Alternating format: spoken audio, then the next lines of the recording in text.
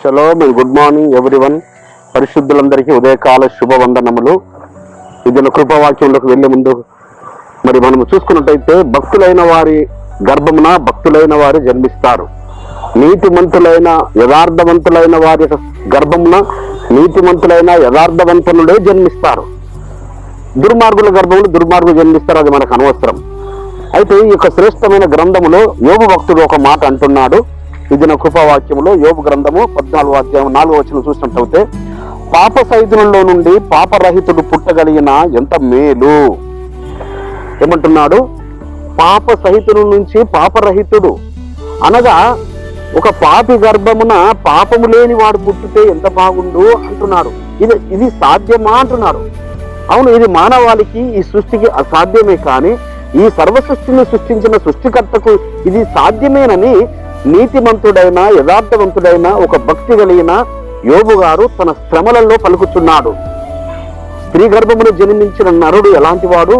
ఎందుకనగా ఆ స్త్రీ ఆ యొక్క మొదటి హవ్వమ్మ చేసిన తప్పిదమును బట్టి, ఆదాము హవ్వల చేసిన దోషమును బట్టి అందరూ పాపములో నుంచే పాప సహితుల్లో నుంచి జన్మిస్తున్నారు. కానీ వారు పాపరహితులుగా మార్చబడితే బాగుండు కదా అని అంటున్నాడు. అయితే రాబోయే నజరేడైన యాశ్వామిచ్చే వారి గురించి ఒక గొప్ప దర్శనం చెబుతున్నాడు యోబు గారు. ఈ జన్మున మనతో మాట్లాడుతున్నాడు. కాబట్టి నీతిమంతుడైన పరిశుద్ధుడైన ఆ సృష్టికర్త తానే ఒక అద్భుత కార్యం చేయబోతున్నాడు, ఆశ్చర్యకార్యం జరిగించబోతున్నాడు. తన గర్భంలో నుంచి అనగా తన రక్తము ద్వారా కడుగబడి నీతిమంతులుగా పరిశుద్ధులుగా చేయబడడానికి కొరకు ఒక ప్రణాళిక పరలోకపు తండ్రి కలిగి ఉన్నాడని యోబు గారు దర్శన రీతిగా ఆయన ప్రవచనాత్మకంగా చెబుతున్నాడు. బిడ్డలారా, నీతిమంతులైన యాశ్వామిస్తే యొద్దకు వస్తున్నారా? మీరు నీతిమంతుని పిల్లలు అవ్వడానికి కొరకు మీరు ఆశ కలిగి ఉన్నారా? తప్పనిసరిగా మిమ్మలను ఆయన నీతిమంతులుగా మార్చుతాడు. ఆయన రక్తముతో మిమ్మల్ని కడిగి మిమ్మల్ని శుద్ధీకరించి నువ్వు తన సొత్తుగా, తన స్వాస్థ్యముగా, తన పరిశుద్ధ జనముగా ఉండడానికి కొరకు తన పిల్లలుగా.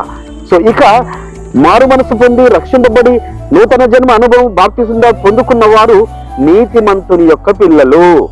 వారు పాపరహితులుగా ఉంటారు. వారు పరిశుద్ధులుగా ఆయన రాజ్యంలో స్వతంత్రించుకుంటారు.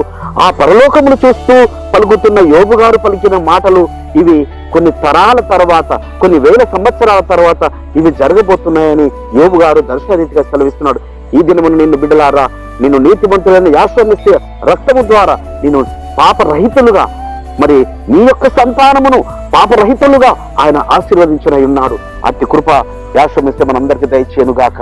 ప్రార్థన చేసుకున్నాం. పరిశుద్ధుడైన తండ్రి, అవును ఆయన పాప సహితుల నుంచి పాపరహితుడు జన్మించడం అసాధ్యము, కానీ నీతిమంతుడైన యాశ్వామిచ్చే మీ ద్వారా పాపులమైన మమ్ములను నీతిమంతులుగా మార్చి మా సంతానమును నీతిమంతులుగా పాపరహితులు చేస్తున్న వాగ్దానం బట్టి స్తోత్రములు చెల్లిస్తూ యాశ్వామిచ్చే నామమున స్తుతించి ప్రార్థించి వేడుకుంటున్నాము పరమ తండ్రి.